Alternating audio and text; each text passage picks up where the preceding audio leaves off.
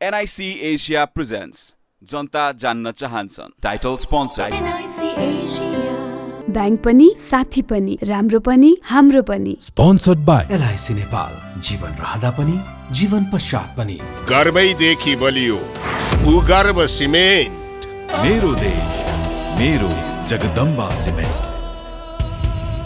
गुणस्तरीय प्लम्बिङको भरपर्दो नाम marble The British College, more than a college. KB सैम डुबाल ब्रान्ड हाम्रो सामान हाम्रै स्वाभिमान राष्ट्रको सान किसान लिकेजको नो टेन्सन मारुति सिमेन्ट थियौं छौं र रहिरहनेछ म्याङ्गो अनार र मिक्स फ्रुटको गुडनेस भएको तपाईको फेभरेट रियल अब नयाँ ट्रेन्डी पेटबाट कस्तो र भरपर्दो सेवाको लागि सधैँ र सदैवको लागि अष्टाङ्ग आयुर्वेद हस्पिटल।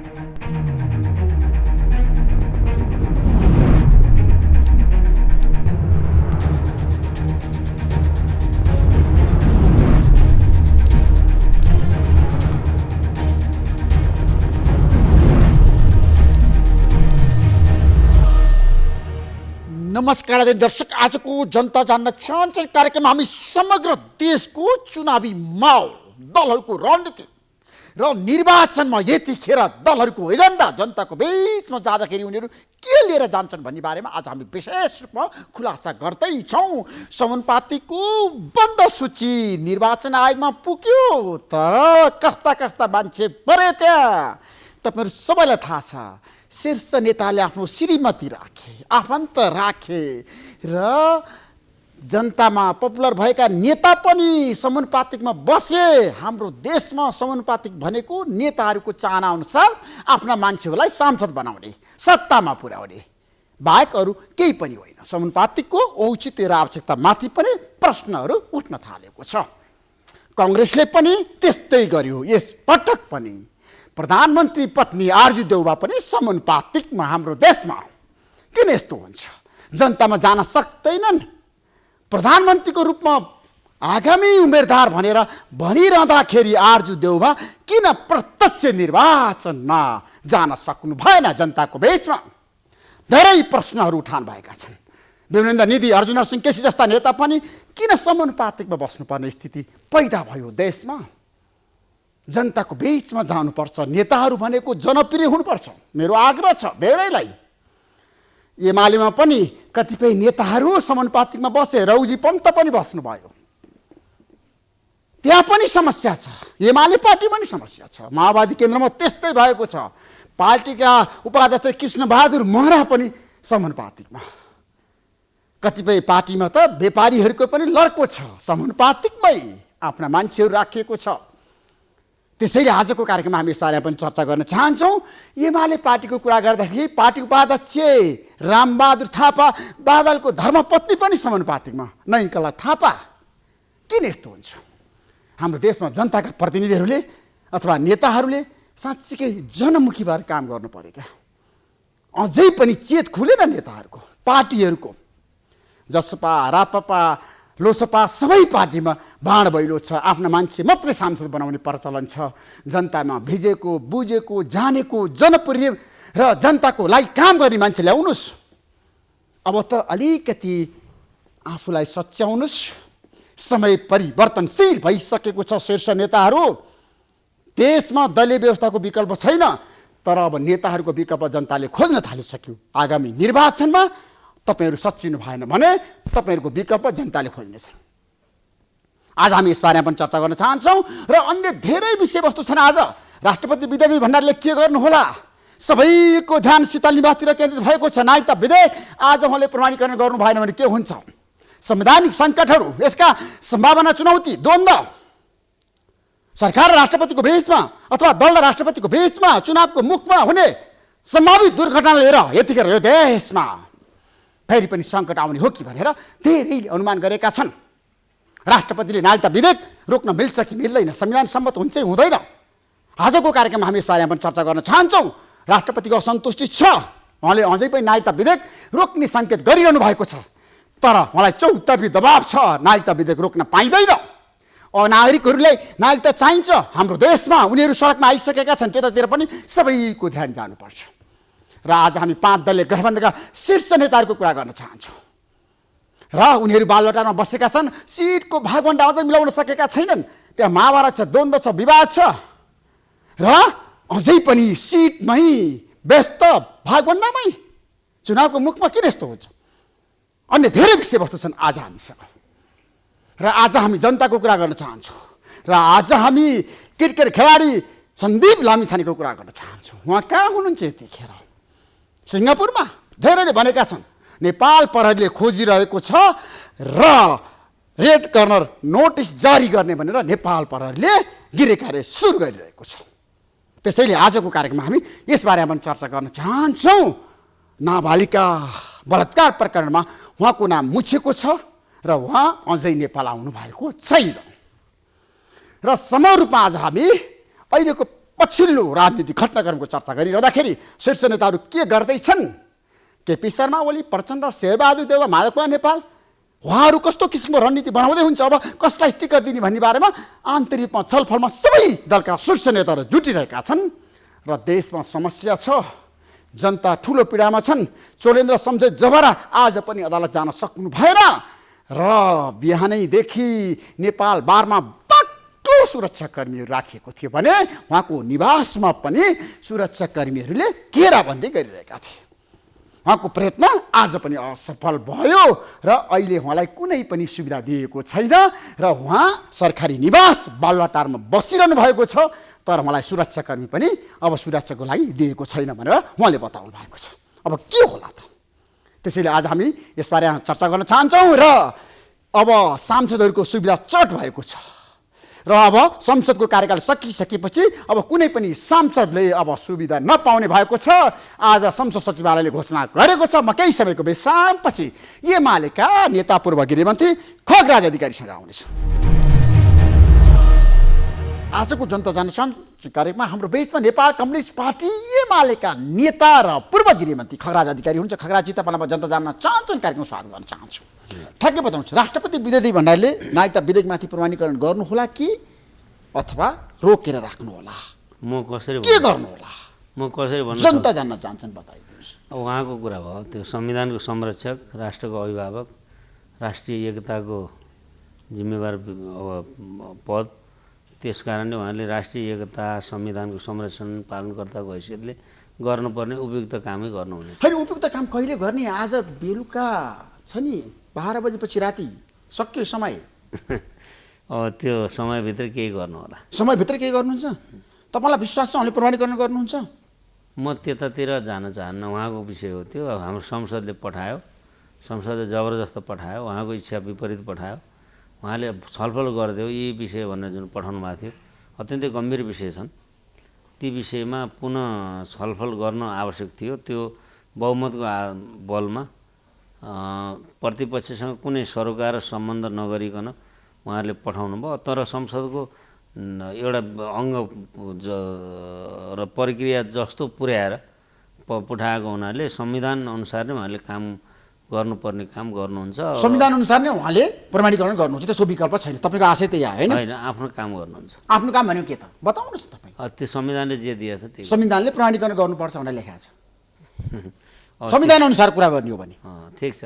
त्यसमा अहिले त्यसै अनुसार राष्ट्रपतिले त्यसमा अहिले राष्ट्रपतिले प्रमाणीकरण गर्नुहुन्छ। राष्ट्रपतिले हामी विवादमा नपार्नु। राष्ट्रपति विवादमा परिसक्नु, चौतर्फी आलोचना भइरहेछ। सत्तारूढ गठबन्धनका नेताहरूले हिजो भने राष्ट्रपति सत्तारूढ गठबन्धन त यस्तो विध्वंसकारी गठबन्धन, धुन्धकारी गठबन्धन हो। उसलाई नियम, नीति, सभ्यता, संस्कार केही पनि छैन। सभामुख संसद सकिएपछि अब महाभियोगको प्रतिवेदन नामको कथित रिपोर्ट बुझेर संसदको मजाक उडाइरहेका छन्। होइन, यस्ता यस्ता चाहिँ नि गठबन्धनको मतियार बनेका छन्, गठबन्धनको कठपुतली बनाएका छन्। होइन, यस्तो यस्तो देश छ यहाँ। र संवैधानिक निकायहरू संविधानको कार्यपालिका, न्यायपालिका, व्यवस्थापिकालाई विवादमा पारेर संविधानको माखोल उडाउने काममा अहिलेको गठबन्धन। त्यसमा पनि अब तपाईँले केही पहिले एउटा क्लिप, यो ऱ्यापिड फायर के भन्ने एउटा कार्यक्रममा एकजना पूर्व प्रधानमन्त्री, दुईचोटि प्रधानमन्त्री भइसकेका व्यक्तिले तपाईँ संसदीय व्यवस्था मान्नुहुन्छ? मान्दिनँ म भनेर हाकै भनेका छन्। होइन, अहिलेको हाम्रो त पार्लियामेन्ट्री डेमोक्रेसी हो नि। प्रचण्डले मसँग पनि भन्नुभएको छ, मैले धेरै पटक अन्तर्वार्ता लिएको छु। तपाईँले प्रचण्ड अनि अब यो मूल्य मान्यता नमान्ने विध्वंसकारी चिन्तन पनि बाँकी अनि नेपाली काङ्ग्रेस माओवादी केन्द्र शाखा खोल्ने। नेपाली काङ्ग्रेस माओवादी शाखा त हो, किनभने उहाँको घोषणापत्र र हाम्रो घोषणापत्र एउटै हो नि 5 वर्ष कार्यकालमा। त्यो घोषणापत्र छोडेर काङ्ग्रेसको घोषणापत्रमा उहाँ जानुभयो, अनैतिक काम भयो, त्यो राजनीतिक रूपमा बेइमानी काम। खग्राजी एमाले माथि पनि चौतर्फी आक्रमण प्रचण्डले गर्नुभएको छ र भन्नुभएको छ यसपटकको निर्वाचनमा 5 दलीय गठबन्धनले एमालेलाई पराजित गर्ने देशभरि पराजित आशय त्यही छ। पराजित मात्रै होइन, धुलो चटाउँछु। ओलीलाई चुनावै जित्न नदिने। हो ठिक, धुलो चटाउँछु भन्नुभयो होइन स्थानीय चुनावमा। स्थानीय चुनावमा धुलो चटाउँछु भन्दा भन्दै हामी 34-35% माथि थिएनौँ। अहिले त हामी 37-38% भयौँ। माधव नेपालले 3-4% लानुभयो। त्यो क्षतिपूर्ति सहित हामी 4-5% अगाडि गइसक्यौँ। उहाँले कति धुलो चटाउनुहुन्छ चटाइरहनु। तर घाटा त तपाईँहरूले पनि भएको छ नि त, स्थानीय तहको निर्वाचनमा धक्का लाग्यो नि त एमालेलाई। ठिक हो, तपाईँहरू दोस्रो पार्टी भन्यो, काङ्ग्रेस पहिलो पार्टी भन्यो, सङ्ख्याको कुरा मान्नुपर्छ नि राजनीतिमा होइन, संसदीय व्यवस्थामा। घाटा भएन म भन्दिनँ, किनभने हामीले त पवित्र इच्छाका साथ वामपन्थी आन्दोलन, कम्युनिस्ट आन्दोलन एकताबद्ध बनाउने, जनतामा विश्वास जगाउने अभियानका साथ हामी हिँडेका हौँ र पवित्र मनसायका साथ हामीले एकता गऱ्यौँ। तर अँगालो हालेर छुरी धस्नुभयो उहाँहरूले। होइन, अहिलेको अवस्थामा राष्ट्रपतिमाथि प्रचण्ड, शेरबहादुर देउवा, माधव नेपालको भनाइ के छ भन्दाखेरि उहाँले हलो अड्काउनु भयो, उहाँले संसदीय व्यवस्थालाई कमजोर बनाउने काम गर्नुभयो, संसदको उहाँले अपमान गर्नुभयो। कस्तो लज्जास्पद। हिजो भेटेर भनेका छन् शीर्ष नेताहरूले राष्ट्रपति सामु, समाचार आइसक्यो बाहिर, तत्काल नागरिकता विधेयकमा लालमोहर लगाउनुहोस्, होइन भने दुर्घटना निम्तिन सक्छ, हामी चुप लागेर बस्दैनौँ। अनि उहाँ कराउनुहोस्, चिच्याउनुहोस्, टाउको फोर्नुहोस्, त्यो उहाँहरूको अधिकारको कुरा।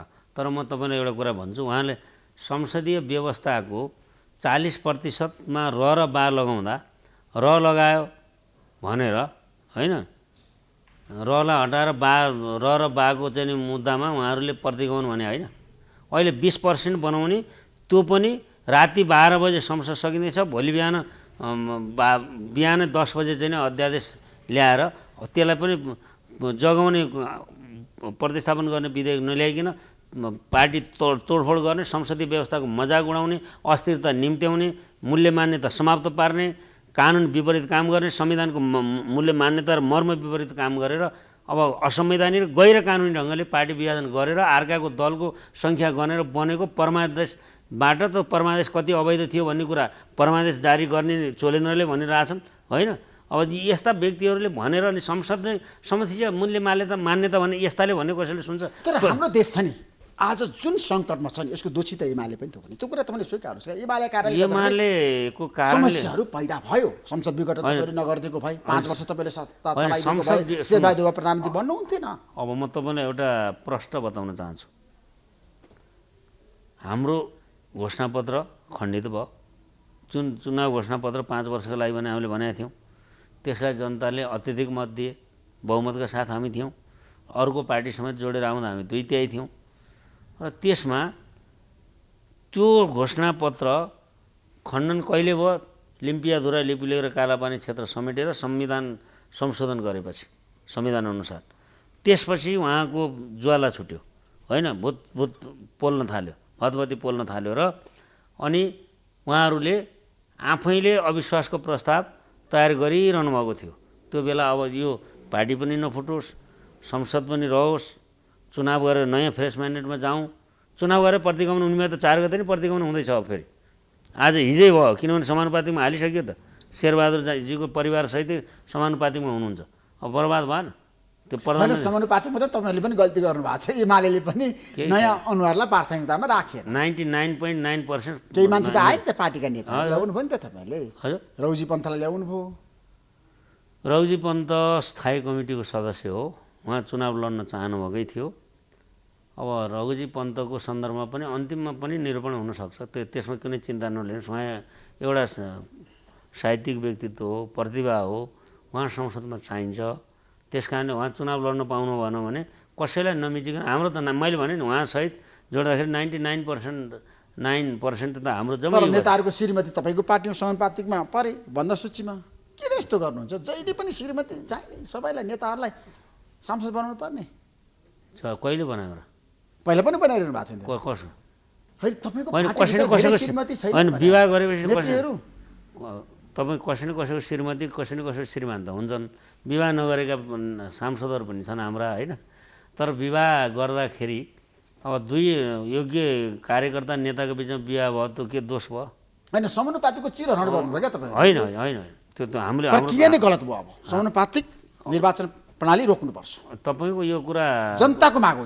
तपाईँको यो बहस र छलफल गर्न सकिन्छ, तर तपाईँलाई मैले एउटा निवेदन प्रष्ट रूपमा के गरौँ भने हाम्रो पार्टीले एकदम युवा यङ इनर्जेटिक युवासँग काम गरेका, अन्यराष्ट्रियमा काम गरेका, महिलासँग काम गरेका, किसान महासङ्घमा काम गरेका, ट्रेड युनियन महासङ्घमा काम गरेका, अब प्रेस जगतमा काम गरेका, बुद्धिजीवीमा काम गरेका, नयाँ नयाँ अहिलेसम्म संशोधन नगएका र स्योर पुग्ने गरी सूचीमै राखेको छ। होइन सूचीमा राख्नु भएको छ, तर तपाईँले पार्टीको उपाध्यक्ष रामबहादुर थापा बादलको श्रीमती नयनकला थापालाई किन होइन होइन तपाईँ चाहियो? तपाईँले अन्याय गर्नुभयो, तपाईँले अन्याय गर्नुभयो। नयनकला थापाको आफ्नै व्यक्तित्व छ, उहाँको इतिहास छ र उहाँले द्वन्द्वकालमा पनि महत्त्वपूर्ण भूमिका निर्वाह गर्नुभयो, जनयुद्धकालमा पनि र के अरे जनआन्दोलनको समयमा पनि उहाँले महत्त्वपूर्ण भूमिका खेल्नुभयो। मसँग सँगै क्याबिनेटमा हुनुहुन्थ्यो, उहाँको सञ्चार प्रविधि मन्त्री पनि हुनुहुन्थ्यो। त्यसैले उहाँले 13 दिन मात्रै काम गर्न पाउनुभयो, त्यस कारण उहाँलाई मौका दिन पर्ने नै थियो। यो एकदम इन्साफ गर्छ र देशमा दिनु थियो। अरू मान्छे पनि थिए नि, रामबहादुरलाई त दिएन नि, रामबहादुरलाई त दिएन नि। यसैले इन्साफ बुझ्नु नाता गोता आफन्तहरूलाई नराख्नु समानुपातिकमा। अनि नाता त यसो टाढा र कोही पर्ला। तपाईँ हाम्रो पार्टी अध्यक्षको कोही छोरी ज्वाइँ कोही परेको देख्नुभयो? परिवारवादबाट मुक्त हुनुहोस् क्या। तपाईँ हाम्रो पार्टीको अध्यक्ष डे 1 देखि उहाँले कहिले आफ्नो योग्य सहधर्मिणी मसँग सँगै अन्यराष्ट्रियमा काम गर्नुभएको, उहाँलाई कहीँ तपाईँले नियुक्ति गरेको कहीँ गरेको अवसर दिएको देख्नु भएको छ? उहाँका भाइ अहिले पनि हलो जोत्नुहुन्छ, उहाँलाई जिम्मा दिएको देख्नु भएको छ? तपाईँ सबै पार्टीलाई एकै ठाउँमा डालोमा हाल्नुभयो भने राजनीतिप्रति वितृष्ण हुन्छ। सबै पोलिटिकल पार्टीको नियतै उस्तो छ, खराब छ क्या। सबैको त्यस्तै गोस्वारोमा नहालौँ। तपाईँहरूको चाहना भनेको जनताप्रति उत्तरदायित्व र जिम्मेवारी नै देखिँदैन। जसरी हुन्छ आफ्ना मान्छेहरूलाई ल्याउने, आफ्नो मान्छे त ल्याउने, आफ्नो मान्छे एमालेकै मान्छेले ल्याउने नि, एमालेको समानुपातिक अनि आफ्नो मान्छे जाने, मन्त्री बन्ने, प्रधानमन्त्री बन्ने, देशलाई बर्मलुट गर्ने खाने। तपाईँ एउटा मात्रै देखाउनुहोस्, एमालेको कोही पनि मान्छे भ्रष्टाचार गरेर जेल गएको देखाउनुहोस्, कानुनले पक्रेको देखाउनुहोस्। त्यो त हाम्रो पार्टी हो कि काङ्ग्रेस पार्टी हो, माओवादी पार्टी हो कि हाम्रो पार्टी? बास्कोटालाई फन्दामा पारेन फन्दा तपाईँ कहीँ तपाईँले त कानुनसम्म त कारवाही गर्न सक्नुभयो? छ कहीँ उसले गरेको गल्ती? त्यत्रो घुस प्रकरण बाहिर आएन भने के कहाँ घुस टेप प्रकरण कसरी आयो? के भयो त्यसले? के कहाँ उसले नोक्सानी पार्यो मुलुकलाई, क्षति पार्यो? उसले त जोगायो। त्यसमा एउटा केस त तपाईँले सम्झन लागेको कुरा, 50 अरबमा सम्झौता गर्न दबाब दिएका थिए प्रचण्डले, त्यो उसले नमानेर खोज्दै जाँदाखेरि त्योभन्दा सस्तोमा भयो, क्वालिटीको भयो। तर त्यसले भनेको जो मिश्र भन्ने नामको मान्छे छ त्यो कम्पनीमा त उसले सम्झौता गरेन नि, अनि नियत थियो घुस खाने। अनि यही हो नि इन्साफ जर्नलिस्टहरूले गर्ने, यही हो होइन। भ्रष्टाचारीको आरोप लागेका नेताहरू त धेरै छन्। एउटा देखाउनुहोस् एमालेमा, एउटा एमालेमा पनि धेरै छ। खोजी नीति गर्दाखेरि नाम बाहिर गर्नुहोस्, एउटा देखाउनुहोस्। सरकारमा बसेर बर्मलुट गरे, कसरी कमाए, के गरे, कति काण्डे काण्डमा नेताहरू फसे, फेरि त बाहिर आउँछ चुनावको मुख। होइन ल्याउनुहोस्, हामी त ल्याउँछौँ, कसैलाई छोड्दैन। तर एउटा भन्नुहोस् न, अहिले नाम कोही छ? भन्छु धेरै छ भनिहालेँ। अनि हुँदैन मगा त्यहाँ यो खम्बहादुरको पार्टी हो, यो चाहिँ नि जनार्दनको पार्टी हो, यो त नेकपा एमाले हो। त्यस कारण तपाईँले पाउनुहुन्न, त टाउको फरेन पाउनुहुन्न, यहाँ नभएको कुरा कहाँ पाउनु? अब तपाईँहरू चुनावमा जाँदै हुनुहुन्छ होइन? चुनावमा जाँदाखेरि एमाले जनतामा लिएर जाने एजेन्डा केही छन्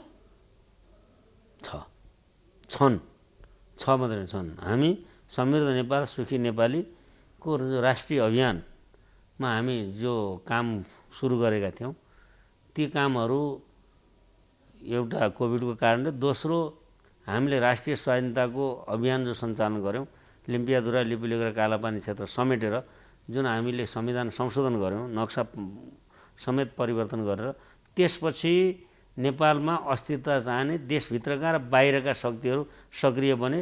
हाम्रो कम्युनिस्ट पार्टी टुक्राउने काम पनि गरे। त्यसैले राष्ट्रियता वीर अमरसिंह थापा, भक्ति थापा जस्ता वीर योद्धाहरूले सञ्चालन गरेको राष्ट्रिय स्वाधीनताको अभियानमा पछिल्लो कडी केपी ओली हुन् र उनको नेतृत्वमा देशले देशभक्तिको झन्डा माथि उठाएको छ। उनले नै भने संसदमा सत्यमेव जयते कि सीममेव जयते भनेर प्रश्न गर्नेछु भने प्रश्न गर्न त गरे, तर देश कोही कतैबाट सञ्चालित संसदभित्रैकै केही तत्त्वहरू अरूका लागि कम्फोर्टेबल सरकार बनाउन चाहनेहरूले आफ्नो तागतले भेटेसम्म त्यो सरकारलाई विस्थापन त गरे, तर गैर कानुनी रूपले, संविधान विपरीत, कानुन विपरीत, संविधानको स्पिरिट विपरीत। त्यसकारण त्यो विस्थापन गरे पनि हामी झ्यालबाट होइन ढोकैबाट आउँछौँ भनेर भनेका छौँ। होइन, तपाईँहरू अब कहाँबाट आउनुहुन्छ हेर्न बाँकी छ। मक्सी 4 आउन अब 2 महिना बाँकी छ। तपाईँहरूले जुन एजेन्डा बोकेर गइरहनु भएको छ नि, तपाईँहरू पनि एक्लै चुनावमा जान सक्नु भएन। कसैको बैशाखी तपाईँलाई आवश्यक पर्यो, एमाले जस्तो पार्टीलाई।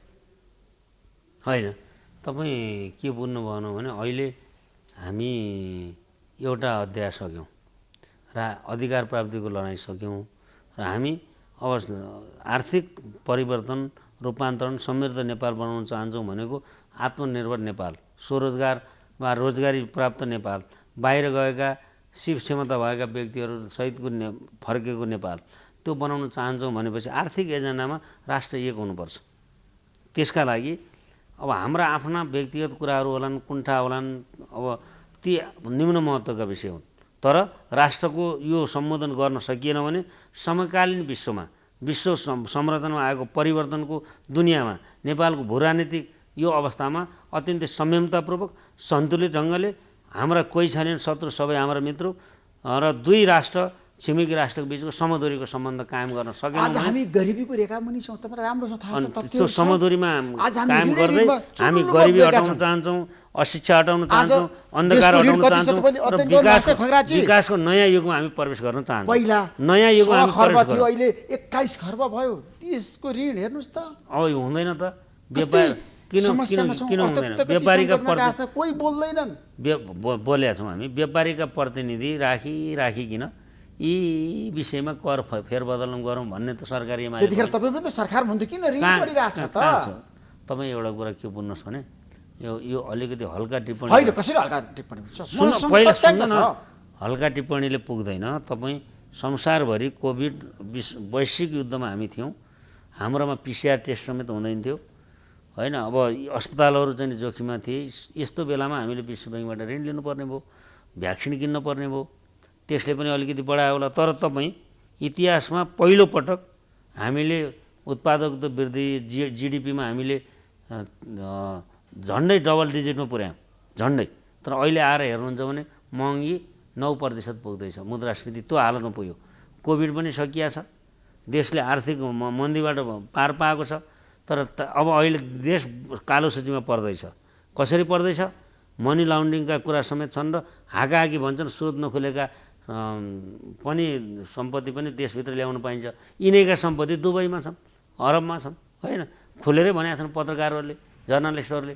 चाहे प्रधानमन्त्री हुनुहोस्, चाहे अर्थमन्त्री हुनुहोस्, चाहे पूर्व प्रधानमन्त्री हुनुहोस्, उहाँका फ्ल्याट चाहिँ देखाइरहेछन्। अनि उनीहरूसँग तुलना गरेर हुन्छ। धेरै समस्याहरू छ देशमा होइन। अर्थतन्त्र एकदम कमजोर भएको छ, महँगी बढ्या छ, भ्रष्टाचार छ, कुशासन छ, विकास निर्माण ठप्प भएको छ, जनताहरू आज समस्यामा छन्, वैदेशिक रोजगारीमा गइरहेका छन्, युवा युवतीहरू। देशमा ठुलो महासङ्कट आउँदैछ। दलका नेताहरूलाई चिन्ता छैन देशको, अब कुर्सीको चिन्ता छ। कसरी चुनाव जित्ने, कसरी पैसा खर्च गर्ने, कसरी मनी मसल प्रयोग गरेर आफ्नो पक्षमा जनमत ल्याउनु, त्यही हो तपाईँको काम। तपाईँले अलिकति न्याय इन्साफ बोल्नुहुन्छ भन्ने लागेको थियो मलाई। सबैलाई एउटै डालमा हाल्नु हुँदैन नि। सत्ताले के गर्यो? बालवाला प्रधान न्यायाधीशलाई स्कटिङ उसका PSO सब हटायो अनि उसलाई चाहिँ नि थुन्यो होइन।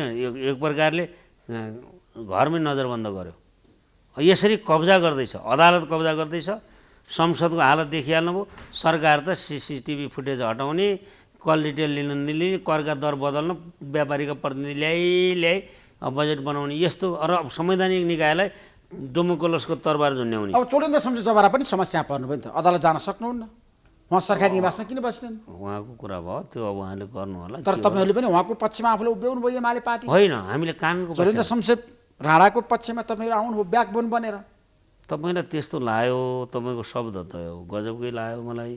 तर तपाईँले बुझ्नुपर्ने कुरा के छ भने हामी कोहीबाट पीडित छौँ भने चोलेन्द्रबाटै पीडित हौँ।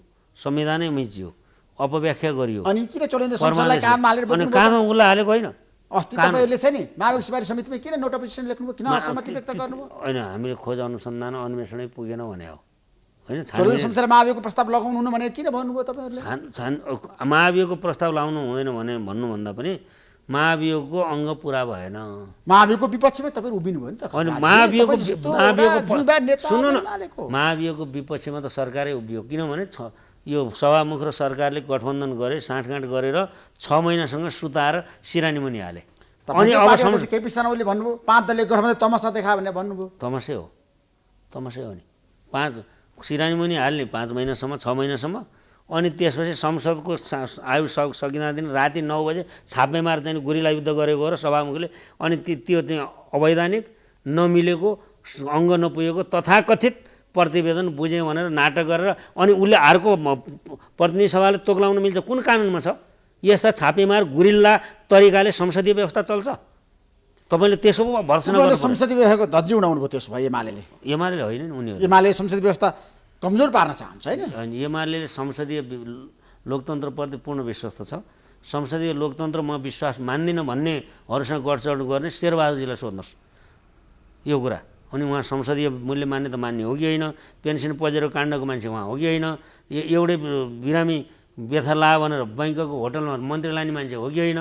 अहिले पनि त्यही तमासा गर्नुभएको छ कि छैन? सेटिङ गर्नुभएको छ कि छैन? हिजो अब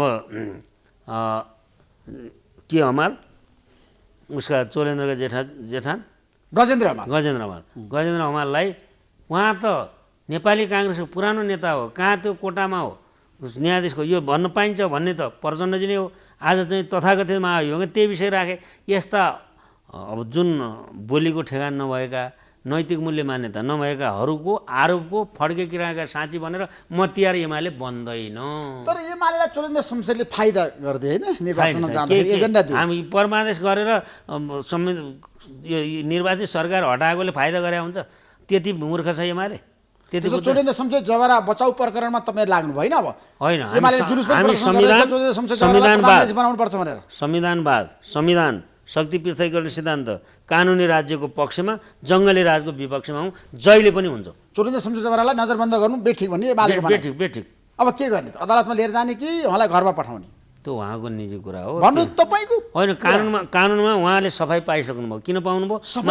पाइसक्नुभयो। गम्भीर आरोप लागेको छ चोलेन्द्र शमशेर जवारा। आरोप त तपाईँले मलाई भनिदिएर मैले तपाईँलाई भनिदिएर भएन। कानुन र संविधान अनुसार हुनु पर्यो। नौबुद्धे महाभियोग सिफारिस समितिको महाभियोग सिफारिस समितिले तिनै समितिका दलको प्रतिनिधित्व कुरा गर्ने भने 2/3 पुग्छ। अनि यस्तो कठपुतली कुरा गरेर हुन्छ? त्यस कारणले त्यो त उनीलाई सफाइ दिने हामी त दावा गरेकै हौँ। एमाले गलत व्यक्ति ओलीजीले अब अदालत लिएर जाने तयारी गर्दै हुन्छ चोलेन्द्र शमशेर जवारालाई? होइन, हामीले गरेको ठ्याक्कै भन्नुहोस् तपाईँ सिधा। उहाँको अदालत जाने र प्रधान न्यायाधीश हुने हक जस्ताको तस्तै छ। उहाँ नियुक्त संविधान अनुसार भएको, संविधानमा भएको व्यवस्था अनुसार केही सांसदहरूले उनलाई महाभियोग लगाए, महाभियोग प्रमाणित भएन। अब तपाईँ राप्रपासँग सहकार्य गर्दै हुन्छ, राप्रपा नेपालसँग तालमेल गर्दै हुन्छ, लोसपासँग यो तालमेल कति दिनको लागि हो मलाई बताउनुहोस् त? हाम्रो तालमेल त्यहाँसँग मात्रै छैन नि। हाम्रो पार्टीमा माओवादीका केन्द्रीय कमिटीका पोलिट ब्युरोका साथीहरू आउनु भएको छ, यस पार्टीका चाहिँ थाई कमिटीका साथीहरू आउनु भएको छ, लोसपाका आउनु भएको छ, राप्रपा नेपालका आउनु भएको छ, मधेसमा केन्द्रीय दलका सबै नेताहरू आउनु भएको छ। उहाँहरूसँग पनि सहकार्य भइरहेछ त हाम्रो। अरू तपाईँले त्यसैले हामी एक्लै चुनावको तयारी गरिरहेछौँ र अरू साथीहरू हाम्रा एजेन्डामा सहमत छन् भने हामी तालमेल एका ठाउँमा हुनसक्छ। हाम्रो त्यति मात्रै कुरा। तालमेल कुन पार्टीसँग हुन्छ? पार्टीसँग हामीलाई थाहा छैन। कुनै पार्टीसँग हाम्रो टुङ्गो लागेको पनि छैन, कसैले अनिच्छा देखाएको पनि छैन। गठबन्धनभित्रकै मान्छेले पनि खबर त पठाइरहेछन्। होइन, हामी त्यसलाई विश्वास गरेका छैन। हाम्रै तयारीमा छौँ। तपाईँहरू एक्लै चुनावमा जाने? एक्लै एकदम पुरै। अनि कति सिट ल्याउने? मैले तपाईँलाई अस्ति यहाँ भने होइन, आज भन्नुहोस् न, केपी शर्मा प्रधानमन्त्री बन्छ भनेर तपाईँहरू कुरा गरिरहनु भएको छ बिहानदेखि। मैले तपाईँलाई आज पनि भने, भोलि पनि भन्छु, हामीले 80 सिट हामीले होइन उनीहरूले भनेका छन्। 2टा कारण म बताउँछु तपाईँलाई तथ्य सुन्नुहोस्। पहिलो तथ्य के भन्छ? गृहमन्त्री भइसकेका मान्छे तपाईँसित होला नि त होइन? सही सूचना हो नि हो, गलत सूचना त नदिनुहोस् है जनतालाई। किन दिने? आजसम्मको स्थितिमा हामी 80 सिटमा छौँ, बढ्छ अझ। तपाईँ कसरी बढ्छ? 80 सिट भन्दा बढी कसरी बढ्छ म तपाईँलाई बताउँछु। प्रत्यक्षमा कि समानुपातिकमा? प्रत्यक्षमा कि दुवै गरेर? दुवै गरेर त हामी कम्फर्टेबल मेजोरिटी ल्याउँछौँ। अब तपाईँ एउटा कुरा सुन्नुहोस्, के भन्छ उसले, काङ्ग्रेसले 80 सिट उसको लागि भनेको छैन। 80 सिटमा हामी कति जित्छौँ? 50-60 त जित्छौँ भन्छ होइन? उसले भनेको सुन्नुभएको छ। अनि 60 सिट हामीलाई हो, 60 सिटमा हामी 30-40 त जित्छौँ भन्छ माओवादी। यस पार्टीले 23 सिट त हामीलाई चाहिन्छ भन्छ, 4-5 सिट त हामी जित्छौँ भन्छ उसले, होइन? अनि ती सबै छोडेका सिट कहाँ जाने हुन् त? उहाँहरू कहाँ जाने भएन नि त त्यो, होइन? अर्को उहाँहरूले त गठबन्धन गरेपछि आफ्नो त उड्दैन। तर कङ्ग्रेसले भनेको छ हामी 100 सिट त ल्याउँछौँ, तर 120 मा काङ्ग्रेसले आकलन गरेको छ। होइन ठिक छ भन्नुहोस्, तर उसले भनेको त यही नै 80 सिटमा हामी यति गर्छौँ भनेकै छ। एउटा त उहाँहरूले छोडेका सिट त अरूमा जाने भएन, केही एकाध अरू पार्टीमा गए पनि आउने त एमालेमै होला कि उहाँ गठबन्धनले जित्छ कि एमाले जित्छ, उहाँहरूकै भनाइअनुसार पनि एक। दोस्रो कुरा, हामी जहाँ गठबन्धन थियो स्थानीय चुनावमा गठबन्धन भएको ठाउँमा 41 देखि 45% एक्लै हामीले जित्यौँ। जहाँ हामी एक्लै चुनाव लड्यौँ नि गठबन्धनसँग, त्यहाँ हामी 25%मा मात्रै जित्यौँ। त्यस कारण जहाँ गठबन्धन हुन्छ हाम्रो कार्यकर्ता एकताबद्ध हुन्छन् र हामीले जित्छौँ। र त्यति मात्रै होइन, अहिले मैले तपाईँलाई तथ्याङ्क दिइसकेँ। हामी 34-35% थियौँ हिजो माधव नेपालसहित हामी हुँदा, आज हामी 38% पुग्यौँ। भनेपछि त्यो क्षतिपूर्तिसहित उहाँ माधव नेपालले पनि तपाईँलाई घाटा तुल्याइदिनु भएको छ, एमाले चोइटेको छ, त्यो त पार्टी फुटिसकेपछि त्यसको असर त हरेक निर्वाचन तर त्यसको कम्पेन्सेट सहित हामी अगाडि गयौँ नि त, मैले भनेको त्यो। त्यसैले हामीले कम्फर्टेबल मेजोरिटी ल्याउँछौँ भन्नुको तथ्य मैले यो दिएँ तपाईँलाई। त्यसमा ठ्याक्कै मलाई बताउनु जाँदै राष्ट्रपति विद्यार्थी भण्डारीलाई तपाईँहरूको सन्देश छ? छैन, केही छैन। नागरिकता विधेयक प्रमाणीकरण नगर्नुहोस् छैन, एमालेको बटम लाइन हो होइन। एमाले अध्यक्ष केपी शर्माले भन्नुभएको बाहिर समाचारहरू आइरहेछ, त्यो गलत कुरा हो। राष्ट्रपति राष्ट्रको संरक्षक हो, संविधानको संरक्षक हो, पालनकर्ता हो। हामीले गल्ती कमजोरी गऱ्यौँ भने हाम्रा अध्यादेश 5वटा त उहाँले फर्काइसक्नु भयो, हाम्रो कानुन पनि फर्काउनु भएको, यो पहिलो हो र? उहाँहरूलाई मात्रै फर्काएको हो? राष्ट्रपतिले हाम्रो कुरा दल विभाजन सम्बन्धी 3 पटक फर्काउनु भयो, अरू पनि फर्काउनु भयो। त्यसो भन्दा त्यति मात्रै होइन, म त तपाईँलाई अन्तिममा भन्न चाहन्छु कि राष्ट्रपति महोदयले शेरबहादुर देवाललाई शपथ खुवाउनु गलत काम हो। शेरबहादुर देवाललाई शपथ गराउनु गलत काम हो। किन अदालतले तोकेर प्रधानमन्त्री नियुक्ति गर्ने हाम्रो संविधानमा छँदै छैन, असंवैधानिक काम थियो त्यो। राष्ट्रपतिले असंवैधानिक काम गर्नुभयो, एमालेको निष्कर्ष संविधान अनुसार काम होइन, मेरो निष्कर्ष हो। तपाईँको निष्कर्ष राष्ट्रपतिले संविधान सम्मत काम गर्नु भएन त्यतिखेर।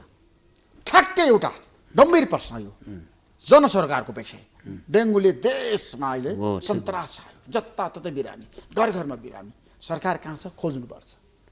मैले त बारम्बार भनेको छु। तपाईँ ठिक कुरा गर्नुभयो। हामीले संसदमा अन्तिम दिन पनि हामीले अघिल्लो दिन, अन्तिम दिनभन्दा अघिल्लो दिन हामीले गम्भीरमा प्रश्न उठायौँ र वास्तवमा डेङ्गु भनेको नियन्त्रण गर्न सकिने हो, यो भाइरस जस्तो पनि होइन।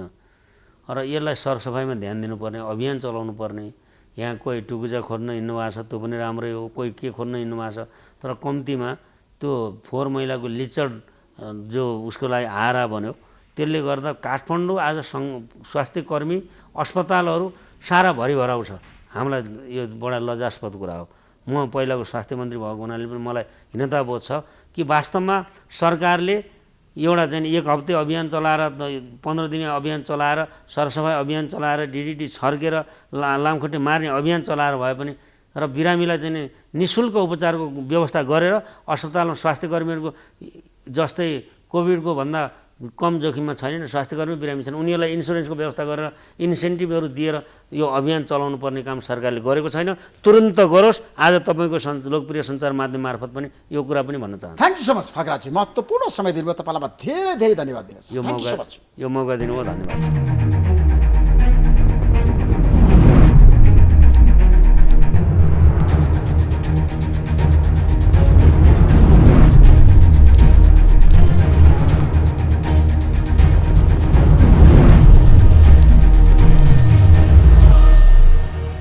NIC Asia presents जनता जान्न चाहन्छन्। टाइटल स्पोन्सर बैंक पनि साथी पनि, राम्रो पनि हाम्रो पनि। स्पोन्सर्ड बाय LIC नेपाल, जीवन रहँदा पनि जीवन पश्चात पनि। गर्वैदेखि बलियो भूगर्भ सिमेन्ट। मेरो देश, मेरो जगदम्बा सिमेन्ट। गुणस्तरीय प्लम्बिङको भरपर्दो नाम marble. The British College. More than a college. KB सैम डुबाल ब्रान्ड, हाम्रो सामान हाम्रै स्वाभिमान। राष्ट्रको सान, किसान। लिकेजको नो टेन्सन। मारुति सिमेन्ट, थियौं छौं र रहिरहनेछौँ। म्याङ्गो अनार र मिक्स फ्रुटको गुडनेस भएको तपाईको फेभरेट रियल अब नयाँ ट्रेन्डी पेट बटर। कस्तो र भरपर्दो सेवाको लागि सधैँ र सदैवको लागि अष्टाङ्ग आयुर्वेद हस्पिटल।